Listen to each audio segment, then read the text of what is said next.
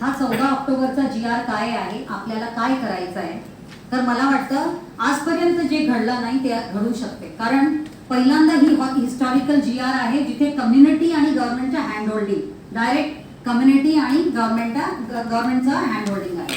Hand holding म्हणजे काय, आतापर्यंत जेव्हा काही आम्हाला इश्यूज दिसला तर आम्ही नुसतं गव्हर्नमेंटकडे जायचं आणि आम्ही नुसतं तक्रार नाहीतर इक्रार असं करून चालायचं.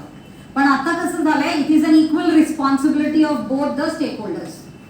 म्हणून याला आम्ही हिस्टॉरिकल GR म्हणून म्हणतोय. आणि याच्यात सर्व डिपार्टमेंट. आता हा चला जाणूया नदीला काय आहे, बरेच वेळा ना म्हणजे बोलताना पण असे बरेच म्हणतात चला जाऊया नदीला. हा जाऊया नाहीये, जाणूया. कारण आजपर्यंत आपण क्लेम करायला सुरू केलं की हा आमचा आणि आम्ही याचं डिस्ट्रीब्युशन, पण त्यांनी करू दिलं नाही.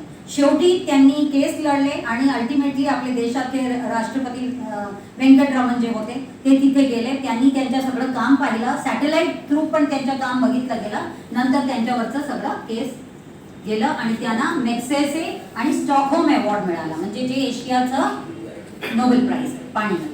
तर हे आहेत आपले राजेंद्र सिंग. तर राजेंद्र सिंगजींचा जे त्यांनी एक डोला घोषणापत्र राजस्थानमध्ये जेव्हा एक ही परिषद झालेली 2011 मार्च मध्ये, तेव्हा हा नदीची परिभाषा तयार झाली पहिल्यांदा. मग आपण एक एक शब्दावर लक्ष घालू, म्हणजे हा जर आपल्याला एक स्लाइड समजला म्हणजे आपल्याला नदीसाठी काय करायचं, मला मग माझं काम सोपं होऊन जाईल की काय करायचं आपल्याला. हिमजल, भूजल, स्रोत एवं वर्षा के जल को उद्गम से संगम तक स्वयं प्रवाहित रखती हुई जो अविरलता, निर्मलता और स्वतंत्रता के साथ बहती है और सदियों से सूरज, वायु और धरती से आजादी से स्पर्श करती हुई जीव सृष्टि को परस्पूरक और पोषक नाता जोड़कर जो प्रवाहित है वह नदी है. अभी इसमें का जो कीवर्ड्स कौन कौन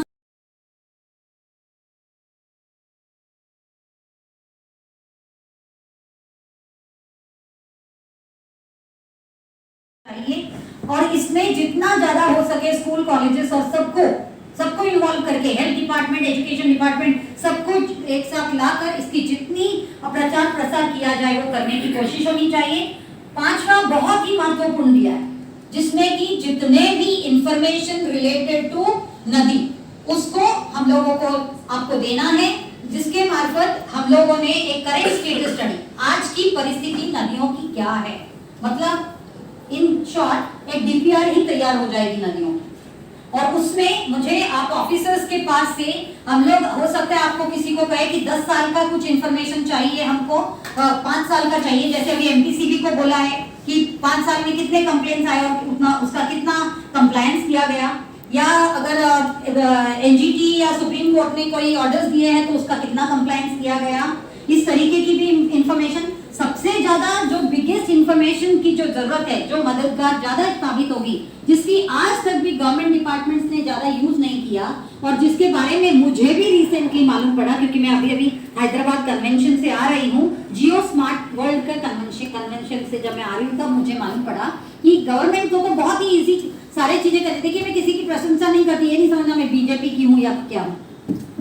मुझे मालूम पड़ा है कि गवर्नमेंट का अभी भुवन करके एक पोर्टल है जिसके ऊपर सारी इंफॉर्मेशन है. वैसे ही मेरे ख्याल से ग्राम शक्ति करके भी एक और पोर्टल है जिसके ऊपर सारी इंफॉर्मेशन है. तो इस तरह से जब अपने पास में डिजिटल इंफॉर्मेशन है, दूसरा अपने पास MRSEC का है, रिमोट सेंसिंग का है, तीसरा अपने पास में GSDA के डिपार्टमेंट के पास में भी सारे कॉन्टूर मैपिंग्स है, इसी डिपार्टमेंट के पास से वाटरशेड्स के इंफॉर्मेशन है, मतलब सारे जो रिवर बेसिन का जो मैप्स वगैरह होता है. तो अगर हमारे पास में ये मैप्स और उसकी काउंटरिंग और डिजिटल इंफॉर्मेशन सारा अवेलेबल है, तो फिर कहाँ कमी है जो हम लोग आज तक प्रॉपर नियोजन नहीं कर पा रहे. मैं आपको बता दूं, पहले भी एक अंत्योदया मिशन के अंडर में एक ये किया गया था, सोशल मैपिंग की गई थी, लेकिन वो तो इतनी गलत तरीके से की गई थी कि 7वीं 8वीं पास को भेजते थे कि आप 100 घर में करोगे तो आपको इतना पैसा मिलेगा. तो इसलिए शायद वो जाते भी नहीं थे, घर में ही टिक मार करते थे. तो इसीलिए बाद में उसको विड्रॉ किया गया. अभी इस तरह से डिजिटल मैपिंग नहीं हो रही है, सबसे अच्छी बात है. तो अभी आप लोगों को ये जो कुछ जो मैंने अभी आपको पोर्टल्स के नाम लिए उस पे से, वरना आपके पास में बहुत IT के एक्सपर्ट्स हैं जो आप लोगों को इस तरीके का डिजिटल मैपिंग, नदी को जब साफ करना है तो हमको उसके ओरिजिन से कॉन्फ्रेंस तक का एक डिजिटल मैपिंग एक social mapping, technical mapping, historical mapping, geographical mapping, geometric तरीके से उसकी जो मैपिंग होती है। देखिए एक बार, और इसको ज्यादा वक्त नहीं लगता है, और इस पर ऑलरेडी वर्क हुआ है, हर नदी के ऊपर वर्क हुआ है, हर नदी की इंफॉर्मेशन अवेलेबल है, खाली हमने उसको अभी तक एक्सप्लोर नहीं किया। इसीलिए आप लोगों को अपने रीजन में, बदलापुर रीजन में जो उल्लास नदी है उसका काम को सही तरीके से हम लोग किस तरह से उसको, उसमें होने वाले जो भी, क्योंकि मैंने देखा है कौन सा गांव का उस उधर पे भी हमने देखा है कि ये ड्रेनेज का पानी जा रहा है, एग्रीकल्चर का, दूसरे तरफ से एग्रीकल्चर का पानी पूरा आ रहा है, जो पोल्यूटेड वाटर, इस तरह से ये जो नदी में पूरा गंदगी डाला जा रहा है। आप समझ के देखिए कितना लोड लेके चल रही है नदी आज, उसमें बिल्कुल भी आज उसी की मछली हम लोग खा रहे हैं, या जो भी उसमें से क्रैब्स है या मछलियां हैं लोग खा रहे हैं। बायो एक्यूमुलेशन कितना हो रहा है, जो पोल्यूटेंट है वो फिश के बॉडी से हमारे बॉडी में भी कितना बायो एक्यूमुलेट हो रहा है, ये इमीडिएटली हो सकता है, उसका रिएक्शन नहीं दिख रहा है।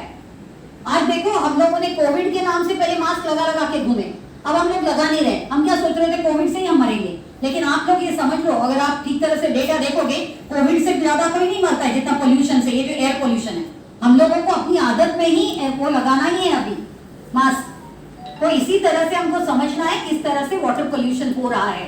तो इस सब चीजों को, हमारी समझदारी को भी ठीक से रखते हुए, और बच्चों को भी यही चीजों की आदतें डालना है अभी, क्योंकि हमारी पीढ़ी तो जो हो चुकी, नेक्स्ट जनरेशन सफरर्स है, उनको पानी के लिए और तकलीफ होगी। इसीलिए आज से ही अगर हम लोग समझदारी का काम करें तो बहुत अच्छा होगा। तो मैंने जैसे कहा कि 5वें वाले में पानलोट का हो, मतलब रिवर बेसिन का हो, चाहे वाटरशेड का हो, चाहे माटी का, मैंने देखा है जो कृषि अधिकारी है उनके पास में भी सॉइल मॉइस्चर रिलेटेड इंफॉर्मेशन नहीं है, सॉइल माइक्रोबियल बायोडाइवर्सिटी, उससे हमको आज ज्यादा से ज्यादा जो एग्रीकल्चर लैंड है अपने बदलापुर काउंसिल के अंडर में या इसकी जुरिडिक्शन में कितने गांव है?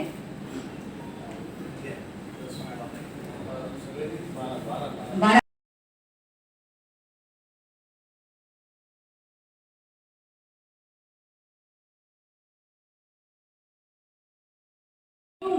आप जाके देखो ये 12 गांव में कितना खेती का जगह होता था और आज कितना है। वैसे फॉरेस्ट लैंड कितना है रिकॉर्ड के ऊपर, और एक्चुअल में फॉरेस्ट लैंड कितना है, मतलब मैं कह रही हूँ जो एंक्रोचमेंट। दूसरा मैं कह रही हूँ कि एग्रीकल्चर को बंद करके उसके ऊपर कोई ना कोई, जैसे मैं अंबरनाथ और ये सब साइड में देख रही हूँ बहुत सारे टेक्सटाइल यूनिट्स लगा दिए गए। बहुत समय पे लोग मुझे कह रहे मैडम प्लीज मत आओ क्योंकि आप वो सब बंद करा रहे हो और हम लोग का जीना मुश्किल हो रहा है यहाँ पे। लेकिन हमको तय करना है भाई कि हमको वो टेक्सटाइल यूनिट्स चाहिए कि हमको जिंदगी चाहिए। और आप मुझे बताओ कि एक तो है कि जो वाटर सिक्योरिटी की इशू तो अभी होने लगी है, फूड सिक्योरिटी भी बढ़ेगी। कहां से मिलेगा फूड हम लोगों को अगर एग्रीकल्चरल लैंड्स पूरी तरह से इस तरीके की इंडस्ट्री, टेक्सटाइल, वेयर हाउसेस और ये सब करने लग जाए तो। इसीलिए जैसे गांधी जी कहते थे ना कि सबके नीड के लिए तो सब कुछ है यहाँ पे, लेकिन ग्रीड के लिए नहीं है कुछ। तो वो हम लोगों को पहले समझना है चीजों को, और इस तरह से हम लोगों को थोड़ा लगाम, और जहां दिख रहा है गलत चीजें उसको रोकने के लिए भी सामने आना है। ऐसे नहीं कि एक स्नेहल दोंदे या सरिता कंचनदानी या प्रशांत मित्रा जी आए और भाषण दिए निकल गए, चलो 1 घंटे क्योंकि हमारे सीओ ने कहा बैठना है हम बैठे और हो गया।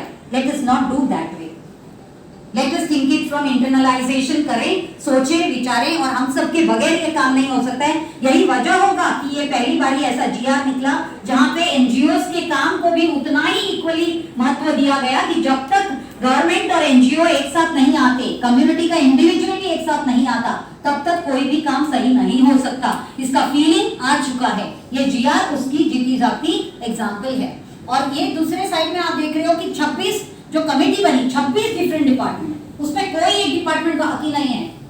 फॉरेस्ट डिपार्टमेंट इसके सेक्रेटरी है, ये कमेटी का जो डीएफओ थाने के हैं फॉरेस्ट के, वो इस कमेटी के सेक्रेटरी हैं। सह सचिव वाटर रिसोर्स डेवलपमेंट के जो सुपरिटेंडेंट इंजीनियर है, मतलब पानी का भी डिपार्टमेंट लिया, फॉरेस्ट भी लिया। आप लोगों का होता है कि मुझे आपने लिखा था शायद, नहीं अंबरनाथ वाले ने, उन्होंने लिखा कि मैडम इस पे तो लिखा हुआ है कि फॉरेस्ट वाले का काम है और ये तो executive engineer water resource department का है। मैंने कहा ऐसे नहीं है, लोकल तो आप ही लोग हो ना, तो लोकल में ही हम लोगों को ये काम को समझना है और करना है। और इसमें सर्व सर्व करके आपको यहाँ दिख नहीं रहा है, वरना मैं बता दूं यहाँ सारे आप देखोगे ये सर्व सर्व सर्व, सभी के आगे सर्व कर दिया। इसका मतलब है कि डिपार्टमेंट के अंतर्गत भी जितने डिपार्टमेंट आए वो सारे इसके अंदर इंक्लूड किया और सबको। सबसे अच्छी बात है कि श्रृंगारे साहब जो अभी कलेक्टर हैं उन्होंने सबको अकाउंटेबल किया। अभी सबके पास से वो मंगा रहे हैं कि अपने अपने रीजन का आप रिपोर्ट दो और क्या करना चाहते हो वो भी दो। इसीलिए स्टेटस स्टडी, इसीलिए हमको समझना है कि जितना हमारे पास में इंफॉर्मेशन हमको आ जाएगा तो उस इंफॉर्मेशन का हम लोग यूज करके एक प्रॉपर डीआर बनेगी अपनी नदियों की, सिर्फ नदियों की नहीं, सारे वाटर बॉडीज की। ये बात वापस आप ध्यान में डालिए, क्योंकि जब भी कोई मुझे बुलाता है, फोन करता है, बोलता है मैडम जीआर के ऊपर तो 2 नदी लिखी है खाली, खुशिवली लिखी है और उल्लास लिखा है और वाल्धुनी लिखा है। खुशिवली, उल्लास और वाल्धुनी ही नहीं, ये तीनों को अभी हमने उसका परिभाषा देखा। परिभाषा में लिखा हुआ है कि जितने भी वाटर बॉडीज है वही मिलके इसको प्रवाहित करें। और बेसिक ऑब्जेक्टिव क्या कहा गया है कि क्योंकि अभी हम लोग अमृत महोत्सव मना रहे हैं, हमको सारी नदियों को अमृत वाहिनी बनाने का जी है और सरिता कंचनलानी है, यहाँ से भी जो अगर अच्छे काम कर रहे हैं उनका भी अगर आप लोग हमसे नंबर शेयर कर सको, उनको भी हम टीम में इन्वॉल्व करके और इस तरह से एक पूरी टीम बनेगी। इवन ये काउंसिल में से भी जो ऑफिसर्स है, मैंने अभी भी आपसे बताया जलकर्मी, ये इनके साथ मिलकर एक पूरा, जैसे अभी अपने बीच में फॉरेस्ट ऑफिस है, एमपीसीबी है, एमआईडीसी है, सबका काम है एक साथ आकर, क्योंकि आज तक इंटीग्रेटेड अप्रोच से काम नहीं हुआ, आइसोलेशन में काम किया। पानी का डिपार्टमेंट है तो पानी का कर रहा, हेल्थ है तो हेल्थ कर रहा, पोल्यूशन है तो किसी को भी पूछो पोल्यूशन हो रहा होगा, एमपीसीबी का काम है, उसने नहीं किया। एमपीसीबी बोलेगा वो एमआईडीसी को पहले बोलो ना कि यहाँ पे सारा इंडस्ट्री लगा के उसको बंद करने बोलो। तो ये जो एक ढकन चाल का जो चल रहा था अब वैसे नहीं है, हम सबको एक इंटीग्रेटेड अप्रोच से हमारी अपनी अपनी जिम्मेदारियां क्या है उसको समझते हुए और इस काम को आगे लेके जाना है। तो इस कंपाइलेशन ऑफ रिपोर्ट मतलब जैसे हमने बदलापुर का कंपाइलेशन कर लिया, फिर हम इस इंफॉर्मेशन को कलेक्टर ऑफिस भेजेंगे। कलेक्टर ऑफिस ये सारा का कॉम्प्रिहेंसिव रिपोर्ट बनाएगी और कलेक्टर फिर स्टेट गवर्नमेंट को सबमिट करेगी ये रिपोर्ट। तो इसीलिए हमारे पास से भी प्रॉपर एक रिपोर्ट बनना चाहिए। मैं आपसे गुजारिश करूंगी कि हमको यहाँ से कोई एक पर्सन दे दीजिए जो इसका कंपाइलेशन करेगा, जितना भी हमारे पास डेटा होगा उनको देंगे और कंपाइलेशन ऑफ रिपोर्ट बनेगा। फिर वो हम लोग डिसाइड कर सकते हैं बाद में कौन होगा, किसके तरफ से होगा। दूसरा है, बाकी चीजें तो मैं आपको बता चुकी है, और निधि, इसके ऊपर निधि का बंदोबस्त किया गया है। आज तक ऐसे होता था कि काम करो लेकिन कुछ उसका बंदोबस्त नहीं पैसे का। अभी उसके ऊपर कलेक्टर के फंड से 10% का जो टोटल फंड है कलेक्टर के पास अवेलेबल, उसमें से 10% फंड को ये सब काम में जहां जहां जिस चीज के लिए लगेगा उसके लिए वापरने के लिए उसकी भी तरतूब की गई है। तो जो भी मदद लगेगा, चाहे वो मैन पावर हो, चाहे फंड हो, चाहे टेक्निकल सपोर्ट हो, चाहे किसी भी तरीके का चीजों की जरूरत है, उसके लिए एक हैंड होल्डिंग है और साथ साथ मिलकर अगर एक काम को करेंगे तो बहुत ही अच्छी तरह से हम लोग ये जो डीपीआर है बहुत अच्छी तरह से बन जाएगा और आगे का काम हो पाएगा। आज की ज्यादातर परिस्थिति जो है, एक्चुअली में मुझे ये स्लाइड दिखाना नहीं था, ये आ गया तो इसलिए बता देती हूँ। इस तरह से ये जो हम लोग ज्यादा बड़े बड़े पंप लगा के भी पानी खींचते जा रहे हैं और डिस्चार्ज हो रहा है, ग्राउंड वाटर तो पूरी तरह से खत्म होती जा रही है। और आप देख सकते हैं 54% of India ground water wells are decreasing. सभी जगह पे आप जाके देखिए, और वो भी और जहां पर भी आप लोगों को एक और चीज समझना है कि पहले जहां पे 100 फीट तक लगता था, अब शायद हो सकता है 500-700 फीट पे भी लग रही है पानी। तो ये परिस्थिति है जिसमें आगे चल के पानी मिलने वाला नहीं है। आज हम लोग क्या कर रहे हैं कि हमको क्योंकि म्युनिसिपैलिटी का पानी नहीं आता है तो हम लोग बोरवेल अपने अपने बिल्डिंग में। अब तो हम लोगों ने क्या वजह ढूंढी होगी, जो लोग विस्थापित नहीं हुए, जिनको रिहेबिलिटेट करना था, वो लोगों की रिहेबिलिटेशन नहीं हुई थी, अभी रिसेंटली सब हो रहा है। वो जो आजू बाजू में रहने लगे, वो जो गंदगी डायरेक्टली करके जो नदियों में जा रहे थे, उससे ये पैरासाइट्स बहुत नंबर में बढ़ गए। क्योंकि ये यही वजह होता है कि आपको सोशल टेक्निकल मैपिंग करने की क्यों जरूरत पड़ती है, क्योंकि ये समझना भी जरूरत है कि ये अगर हो रहा है तो कौन सा सोर्स क्या है, कहां से आ रहे हैं। पहले तो सोचा गया कि कहीं केरला से कुछ मछलियों को लाके इंट्रोड्यूस किया तो उससे इन्फेस्टेशन ऐसे हुआ, नहीं, गलत चीजों पे लोग लेके चले जाते हैं क्योंकि रिहेबिलिटेशन नहीं हुआ। अगर अभी रिहेबिलिटेशन हो रहा, आप जाके देखिए अभी सिचुएशन बदलती हुई दिखेगी। तो इसीलिए ये जो सिचुएशन है ये सब बदलेगी जब हम प्रॉपर इसकी मैपिंग करेंगे। तो ये सिचुएशन अपनी अंबरनाथ की है, ये जामबिलगढ़ की है। जामबिलगढ़ में भी बहुत पानी का प्रॉब्लम है, उनके यहाँ पे भी हम हेल्थ सैनिटेशन का काम, क्योंकि उसमें से एक गांव है जिसको प्रधानमंत्री आदर्श ग्राम योजना के अंतर्गत उसको लिया गया है, उसके यहाँ पे भी कर रहे हैं। ये सब जो अलग अलग गाँव की मैं दिखा रही हूँ जो काम हम करते रहते हैं पूरे साल भर में। और इस तरह से जो नदी में से पानी की चोरी, कंस्ट्रक्शन के लिए और बाकी काम के लिए जो चोरी भी हो रही है, ये सब चीजों पे अभी लगाम लगना है, क्योंकि ये सब चीजों की अकाउंटेबिलिटी नहीं हो रही है पानी का। तो ये सब सिचुएशन है, ये मुंबई का है।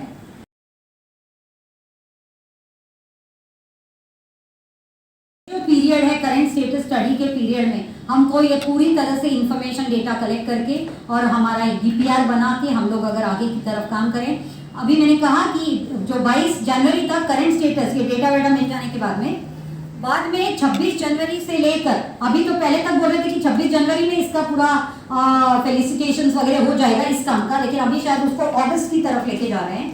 उसके बाद में 1 साल, क्योंकि ये जो current status study comprehensive study जो बनेगी उसमें जो रिकमेंडेशंस होंगे उसकी इंप्लीमेंटेशन के लिए फिर 1 साल का पीरियड दिया गया, कि उस 1 साल में फिर जो रिकमेंडेशंस इसके ऊपर आएंगे उसके लिए क्या क्या करना है वो सब काम किया जाएगा।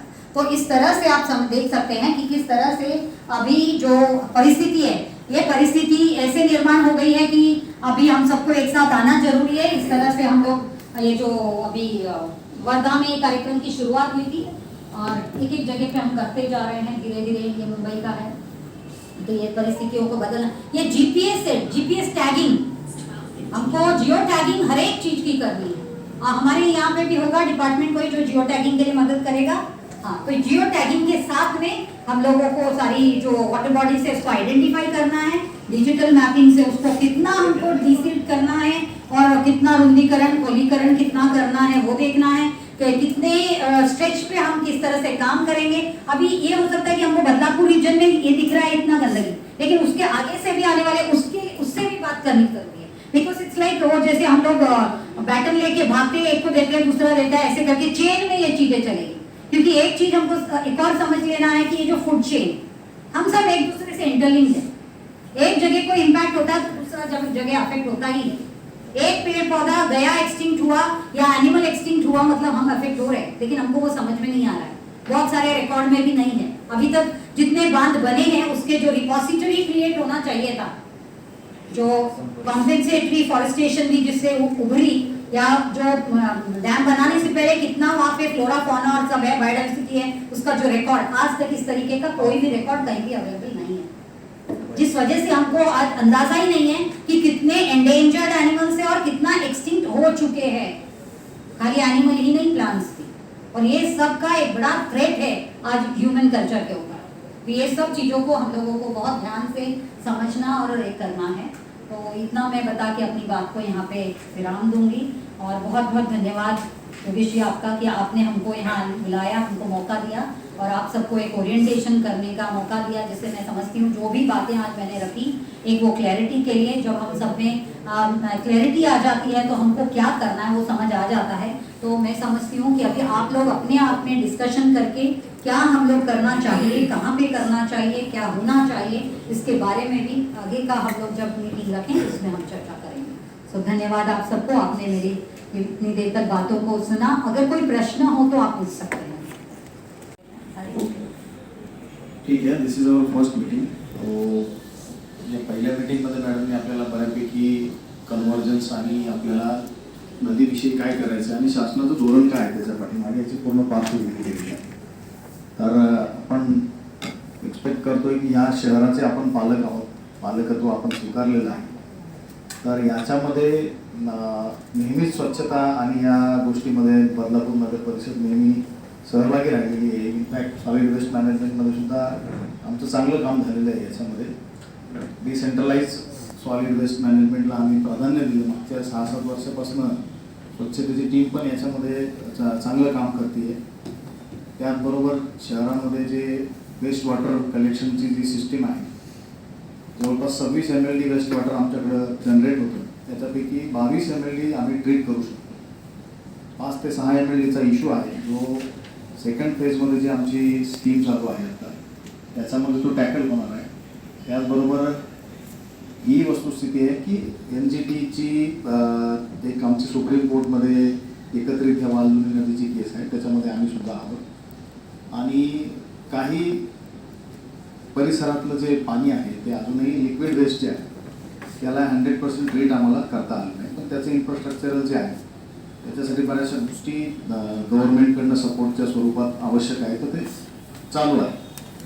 पण ओव्हरऑल आपल्या शहरातनं किंवा आमच्या शहरातनं जे काही पोल्युशनला किंवा निसर्गाच्या पासनं त्याचा हानी पोहोचवण्यासाठी आम्ही जे कॉन्ट्रीब्यूट करतो त्याला निश्चितच आम्ही जबाबदार आहोत आणि त्या जबाबदारीच्या भावनेतनं आम्ही याच्यातनं सहभागी होतो.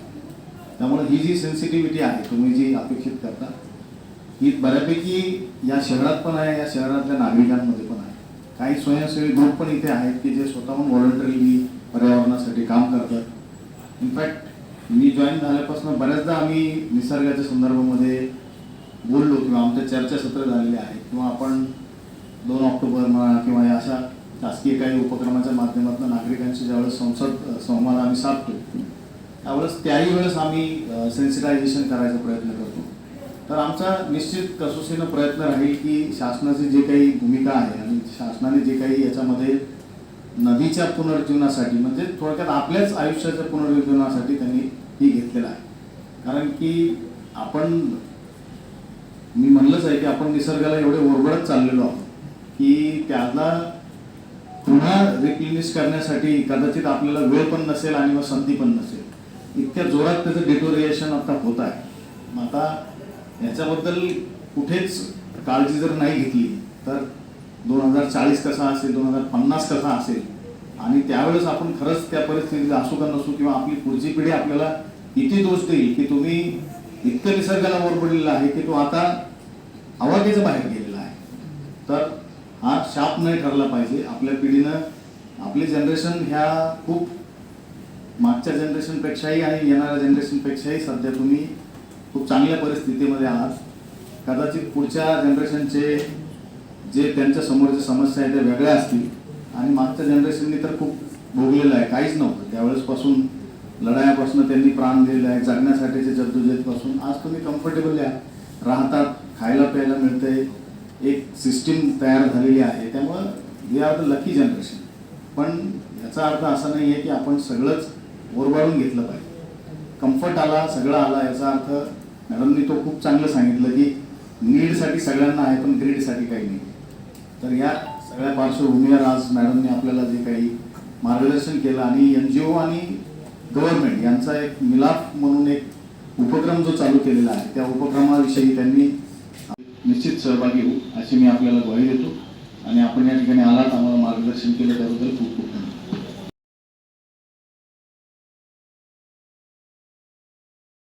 सूचना आलेल्या आहेत. आता तरी कुठंतरी आता या मागच्या 5-7 वर्षांमध्ये आपल्याला सिटीमध्ये थोडाफार तरी चेंजेस दिसायला लागतात. डिझायरेबल चेंजेससाठी कदाचित 10-20 वर्ष लागतील. म्हणजे Singapore has started before 60-50 years.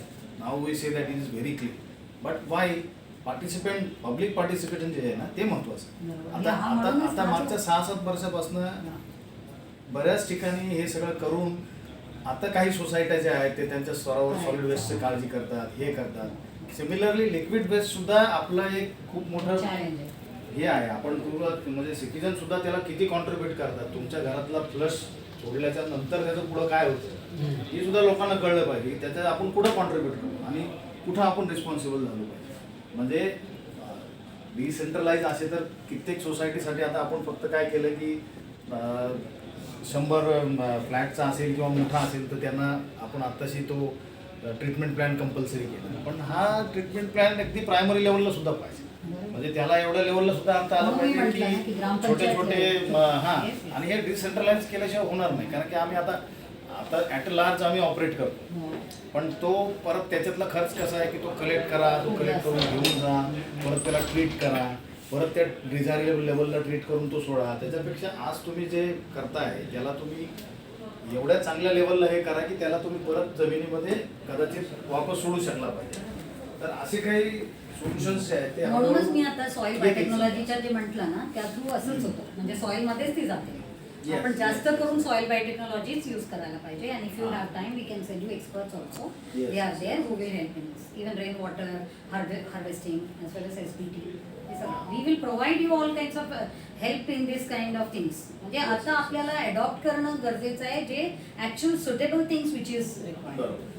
कारण if you look at the treated water of STP, there also you don't find that the standard of water is coming out after treatment. नाही. Maximum प्लेसेसमध्ये foams येत आहेत. कारण basically reason is आज जेवढा लेवलवर आपण कॉस्मॅटिक्स आणि जे सोप्स बिप्सचा व्हरायटी किती आली. आधी आपल्याला एकच लक्स आणि काही एक दोन नाव माहित होतं, आता हजारो आहे. तसेच पेस्ट हे ती म्हणजे इतकं व्हरायटी केमिकल जास्त पोल्युशन जे आहे झालं. ते पण खूप वाढलं ना. ग्रे वॉटर Only मध्ये असं नाही आहे. त्यातलं केमिकल पोल्युशन पण खूप खूप जास्त खूप जास्त. आणि ते मिक्सअप झाले. रेसिडेन्शियल मध्ये पण काही असे कंपनीज वगैरे आले तर ते मिक्स होते. So it's a big even challenge. Floor क्लिनिंगला, टॉयलेट फ्लशिंगला Yes, yes. तुम्ही ते हे बायोमध्ये काय स्वच्छतेच्या नावाखाली जास्त Sanitizer. सॅनिटायझेशन हे वापरताय, तर actually it is harming also Harming, that yes, water. yes, yes. म्हणजे जे कधी कधी नॅचरली ट्रीट होणारं पण आहे, तर ते सुद्धा होत नाही. म्हणजे ज्यावेळेस तुम्ही ते हार्पिकने हे टाकता, त्यावेळेस जे काही तुमच्या टॉयलेट वेस्ट मधलं जे काही सेल्फ ट्रीट होण्यासारखे सुद्धा सिच्युएशन असते ती सुद्धा नष्ट होऊन जाते.